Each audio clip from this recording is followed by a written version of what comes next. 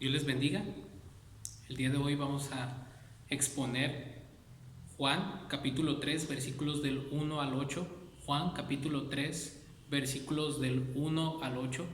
Y lo que quiero exponer con ustedes el día de hoy le he titulado Necesitas una nueva naturaleza. Necesitas una nueva naturaleza. Y antes de comenzar a explicar este pasaje, quiero comenzar con una historia que nos ayuda a comprender más a fondo esta verdad que vamos a ver en estos versículos. En una ocasión, un hombre que era aficionado a plantar árboles hizo un experimento.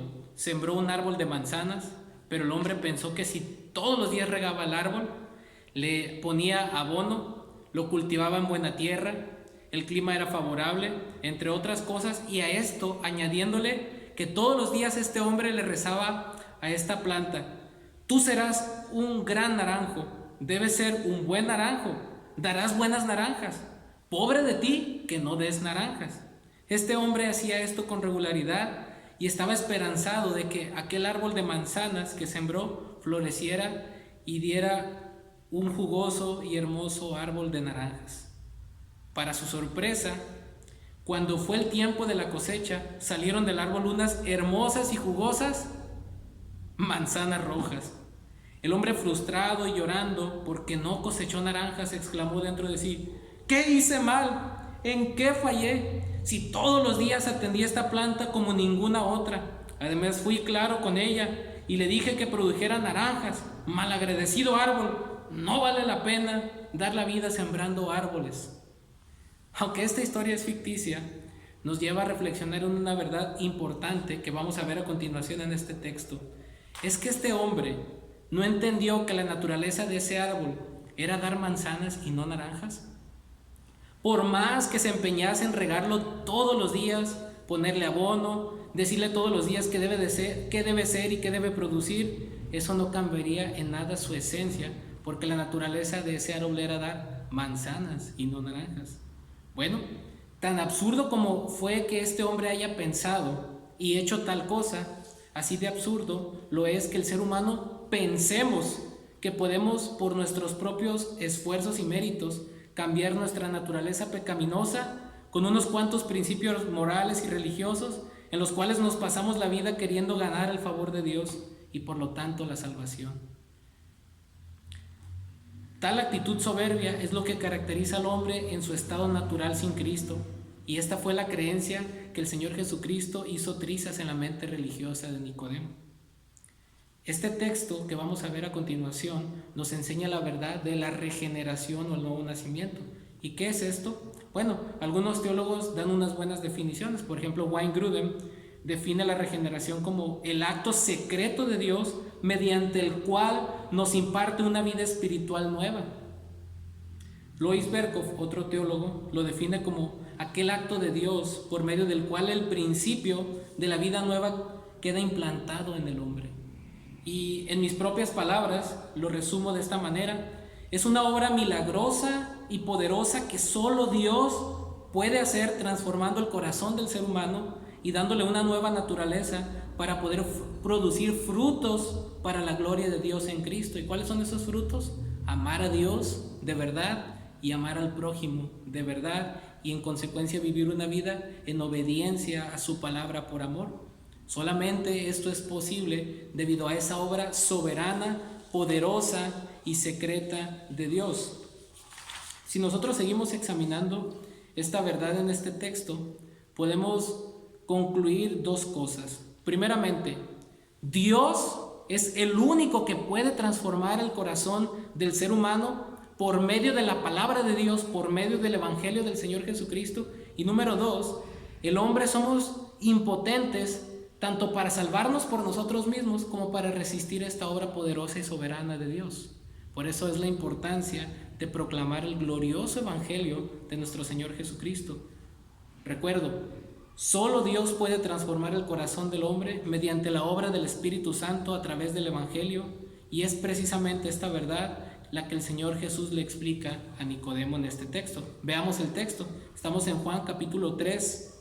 Vamos al versículo 1 que dice: había un hombre de los fariseos que se llamaba Nicodemo, un principal entre los judíos.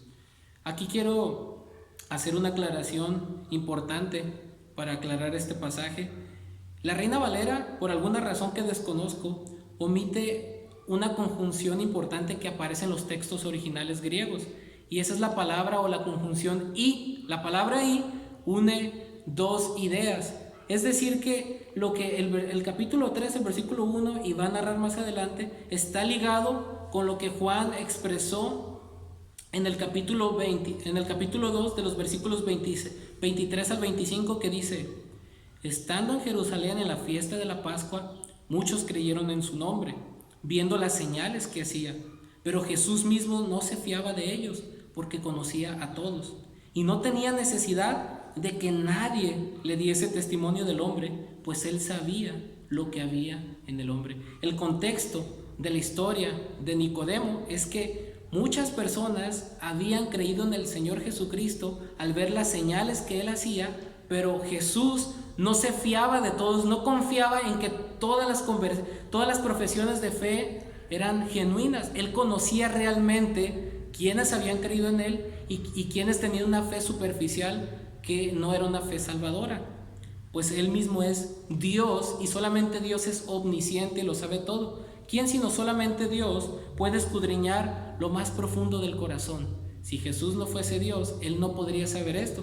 De hecho, la prerrogativa o el atributo de que solamente Dios conoce todas las cosas y conoce lo más profundo de nuestros pensamientos, podemos verlo, por ejemplo, en Jeremías capítulo 17, donde afirma que solamente el Señor puede conocer a la perfección lo que hay en nuestros corazones. Dice Jeremías 17:10: yo, Jehová, que escudriño la mente, que pruebo el corazón, para dar a cada uno según su camino, según el fruto de sus obras. Solamente Dios conoce a la perfección, no solamente lo que hay fuera de nosotros, sino desde lo más profundo.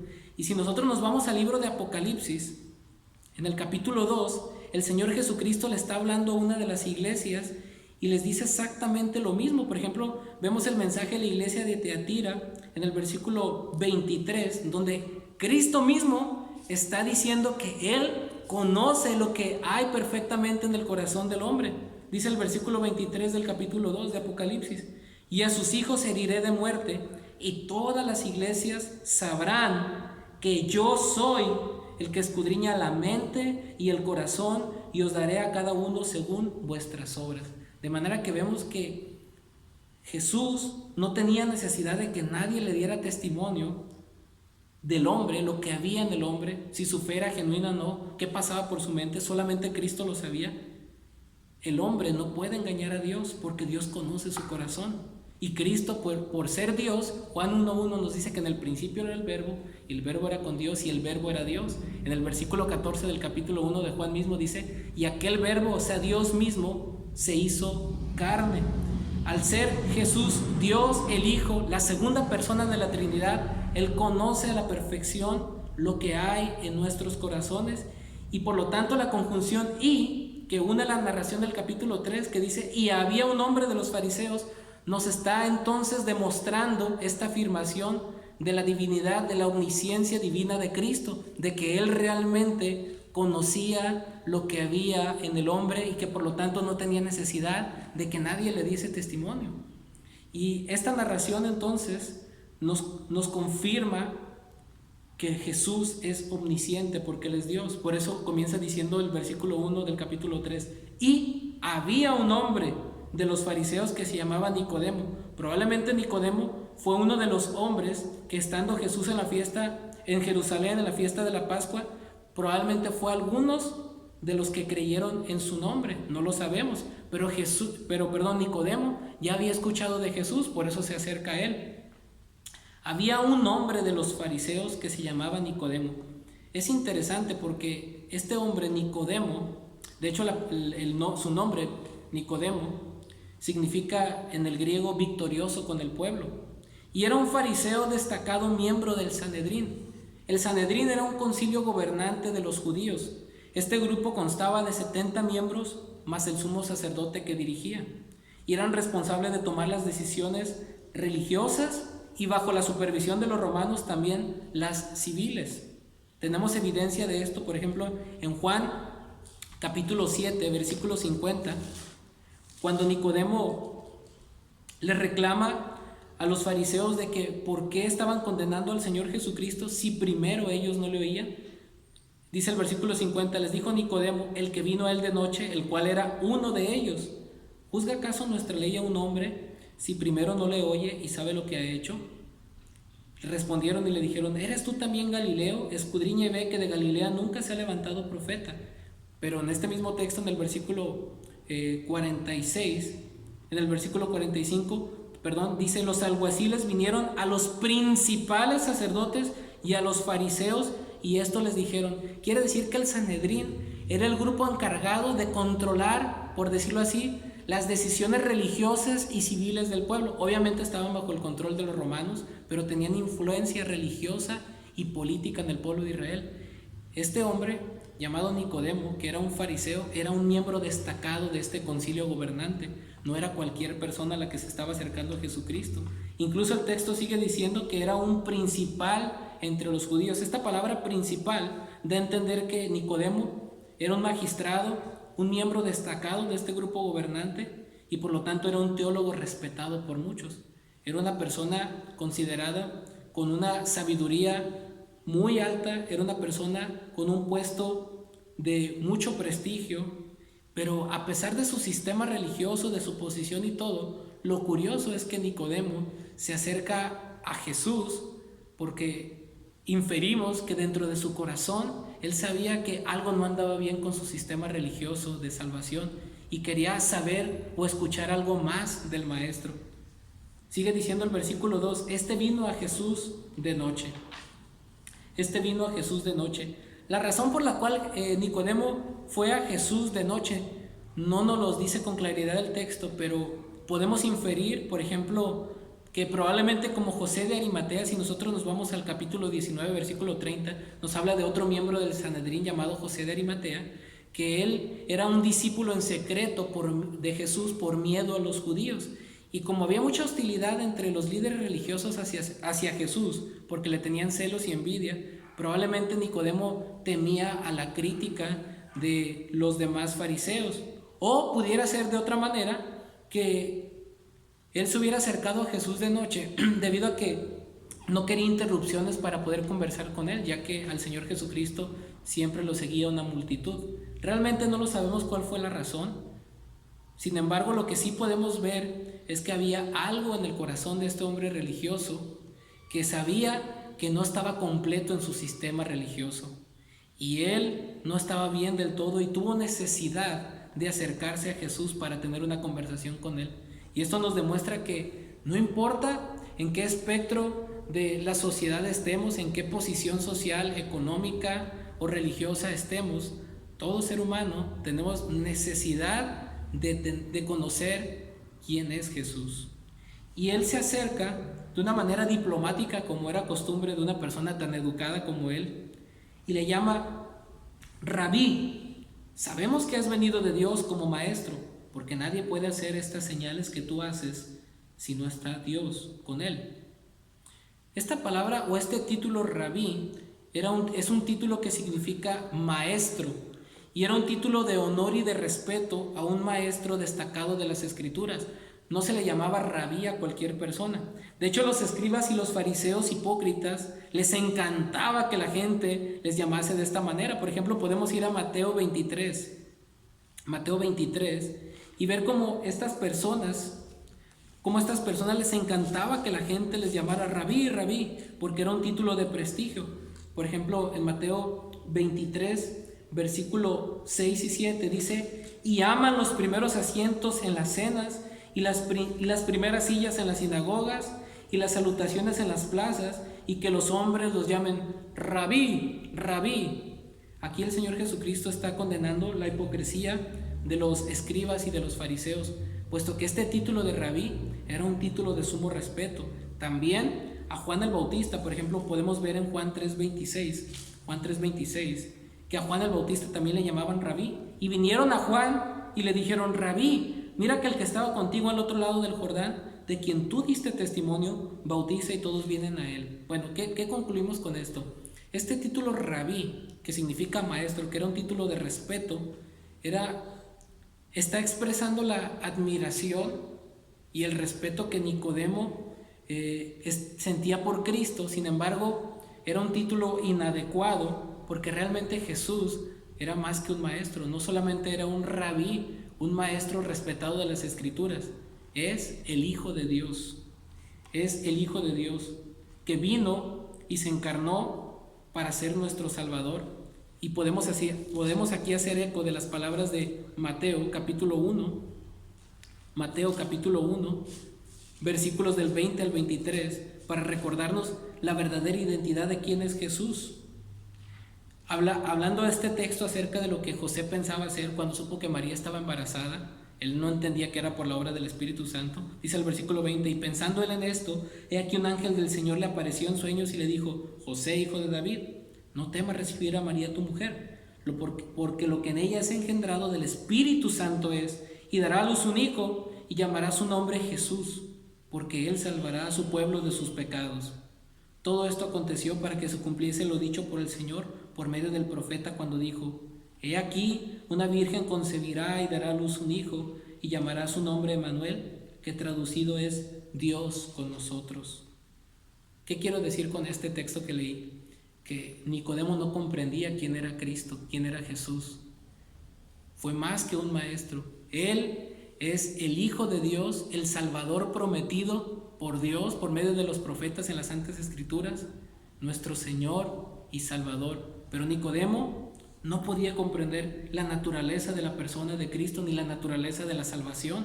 Por lo tanto, el Señor Jesucristo quiere aclararle esa inquietud que había en su corazón. Nicodemo era una persona que, aunque sabía mucho de las Escrituras, aunque estaba avanzado en su sistema religioso de salvación por obras, aunque era una persona reconocida y destacada entre su pueblo, era un teólogo respetado, aún así no comprendía lo más básico de la salvación.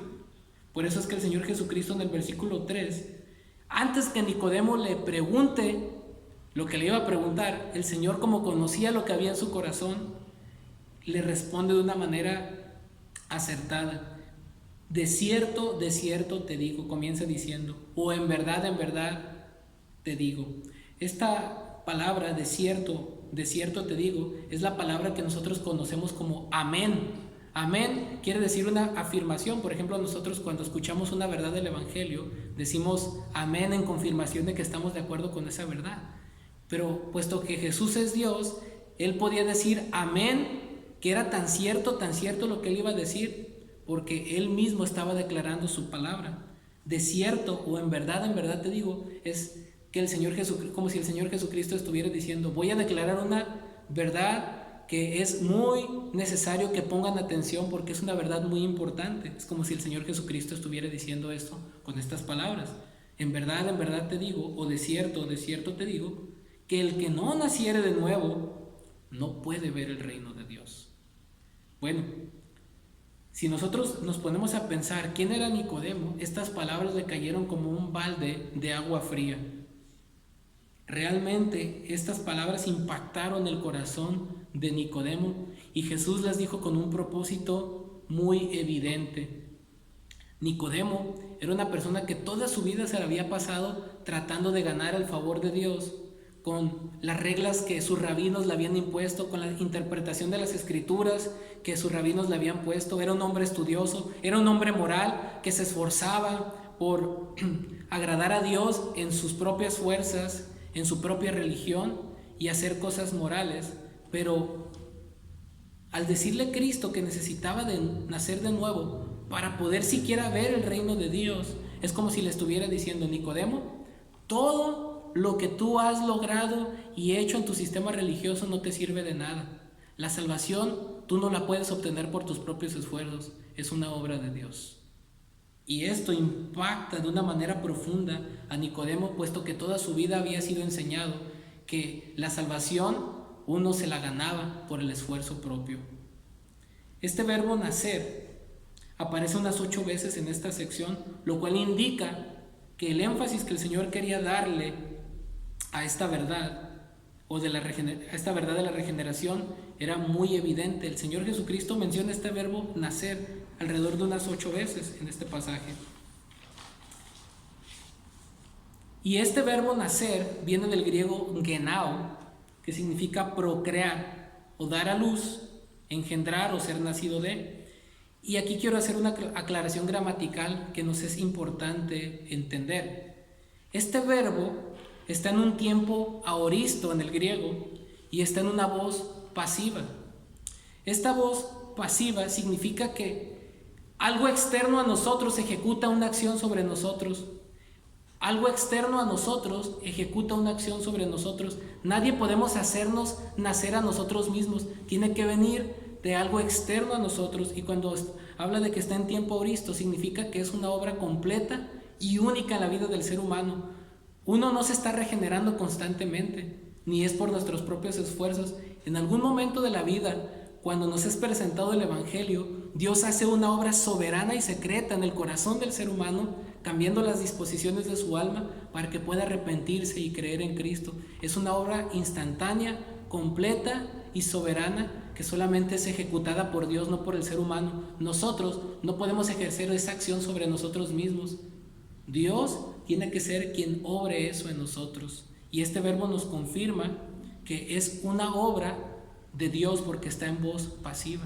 Si estuviera en voz activa o en voz media, indicaría que nosotros pudiéramos ejecutar esa acción sobre nosotros mismos. Si yo me pudiera regenerar espiritualmente por portarme bien, por ir a una iglesia, por seguir ciertas reglas religiosas, etcétera, sería muy fácil, pero realmente no es así.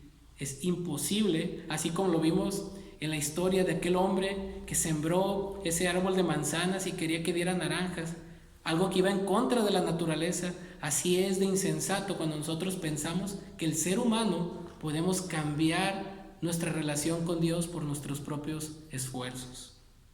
De manera que Nicodemo quedó impactado cuando el Señor Jesucristo le dice estas palabras. Y cuando aquí el Señor le aclara que no puede ver el reino de Dios, este verbo ver en este contexto significa comprender cabalmente una verdad espiritual.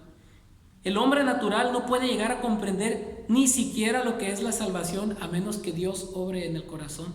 Ni siquiera una persona puede llegar a comprender lo que significa ser salvo, lo que significa la salvación, si no es por el Espíritu Santo. Por ejemplo, podemos ver un pasaje en 1 Corintios, capítulo 2, versículo 14, que dice: pero el hombre natural no percibe las cosas que son del Espíritu, porque para él son locura y no las puede entender, porque se han de discernir espiritualmente.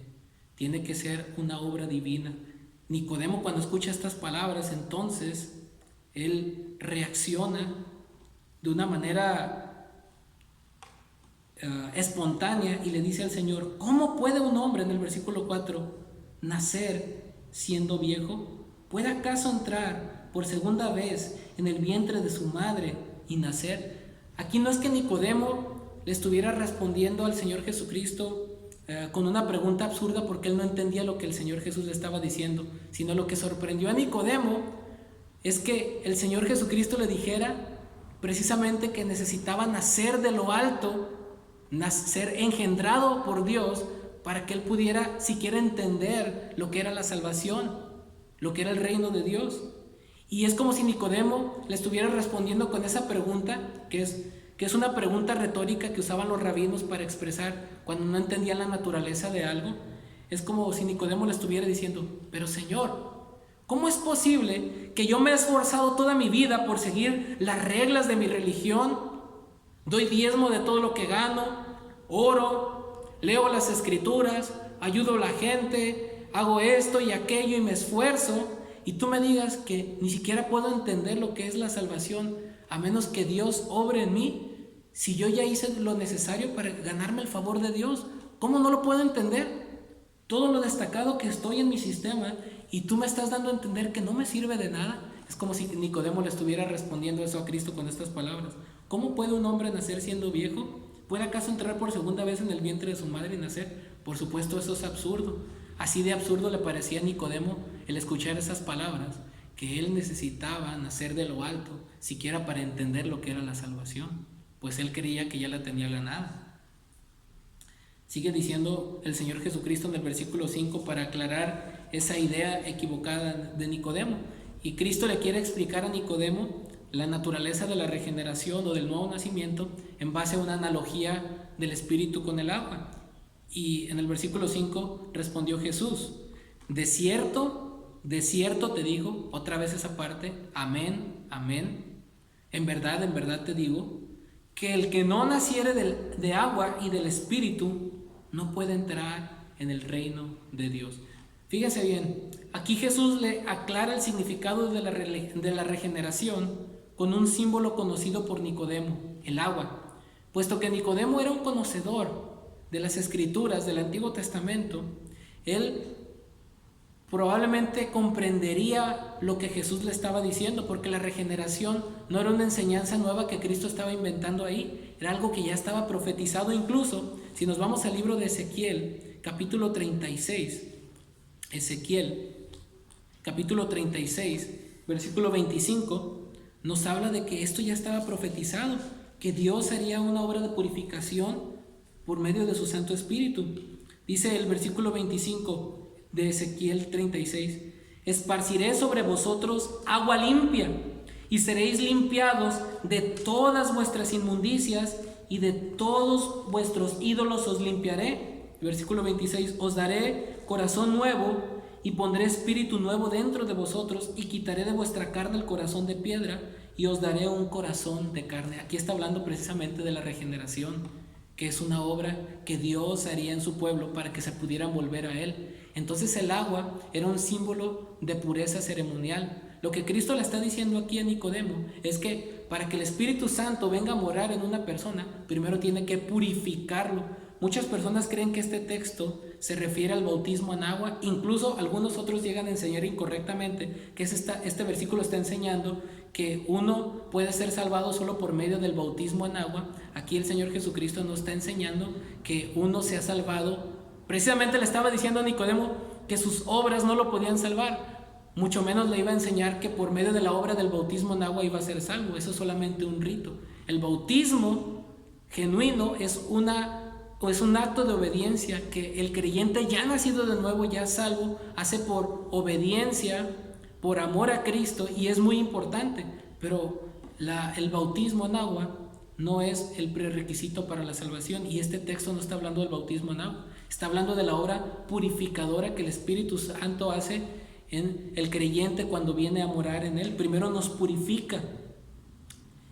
De cierto te digo que el que no naciere de agua y del Espíritu no puede entrar al reino de Dios, en el reino de Dios. Primero dice que el que no naciere de nuevo no puede ver el reino de Dios. Ahora le está diciendo que el que no naciere de nuevo, si a menos que el Espíritu Santo no le purifique de sus pecados, no puede entrar al dominio de Dios sobre sus redimidos. Aquí el reino de Dios se refiere al dominio espiritual que Dios ejerce sobre los creyentes.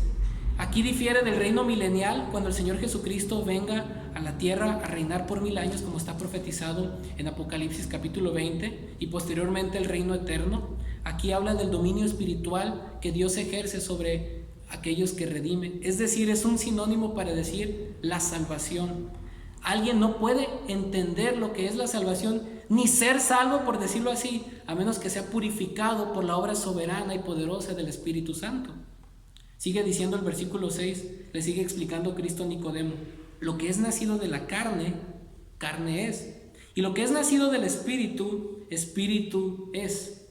Lo que el Señor está aclarándole a Nicodemo en este versículo es que el nuevo nacimiento o la regeneración es muy distinto del ámbito físico. Por eso es difícil de comprender, porque es una obra divina. De hecho, en Juan capítulo 1, versículo 12 y 13 dice: mas a todos los que le recibieron, a los que creen en su nombre, les dio potestad de ser hechos hijos de Dios. Pero aclara el versículo 13: los cuales no son engendrados de sangre, ni de voluntad de carne, ni de voluntad de varón, sino de Dios. Es decir, que a esto se refiere el nuevo nacimiento, la regeneración. Nadie nace siendo un hijo de Dios. El hecho de que vengamos de una familia cristiana, de siervos de Dios, de pastores, misioneros, etc. El hecho de que yo me haya creado bajo principios cristianos, eso no me hace ser cristiano. Nadie nace siendo cristiano. a menos que nazca de lo alto, que Dios obra en su corazón por medio de la obra de su Santo Espíritu, para que esa persona se pueda arrepentir y creer en Cristo como su Señor y Salvador. A menos que Dios haga eso, ninguna persona puede entrar al reino de Dios, ninguna persona puede ser salva. No nos salvamos simplemente por el conocimiento, por las acciones, por lo hábiles que somos o por una comprensión intelectual elevada que tengamos sobre los demás. Es una obra divina que Dios hace soberanamente en pecadores muertos en sus delitos y pecados, y esto presupone que el hombre nacemos siendo corruptos, totalmente depravados, ajenos a toda vida espiritual. Romanos 3:10 dice que no hay justo ni aun uno. Romanos 3:23 dice que por cuanto todos pecaron y están destituidos de la gloria de Dios. Esto es contrario a lo que muchos humanistas creen, que el hombre nace siendo bueno, pero que con el paso del tiempo, por las circunstancias y la sociedad se corrompe. Pues la Biblia nos dice que por naturaleza nacemos inclinados al mal. Es por eso que vuelvo a la historia que conté al principio. Así como ese hombre frustrado porque sembró un árbol de manzanas y no dio las naranjas que él tanto quería, porque ignoró la naturaleza de ese árbol, así nosotros mismos ignoramos que el ser humano primero necesita nacer de nuevo para amar a Dios, y podemos llenar a las personas de reglas morales, religiosas, actos, etcétera, pero sin darnos cuenta si su corazón ha sido cambiado, sin enfatizar que es una obra que solamente Dios hace en su poder, en su soberanía, por medio del Evangelio. Y nosotros, nuestra única responsabilidad es predicarles a las personas que es una obra soberana de Dios y que ellos solamente tienen que reconocer, arrepentirse y creer en el Señor Jesucristo. Si ellos creen, son salvos. Si ellos se rehúsan a creer, serán condenados. Eso es lo que la Escritura enseña. La regeneración es una obra muy distinta a lo que es la carne. La carne es carne, el espíritu, lo que es nacido del espíritu, espíritu.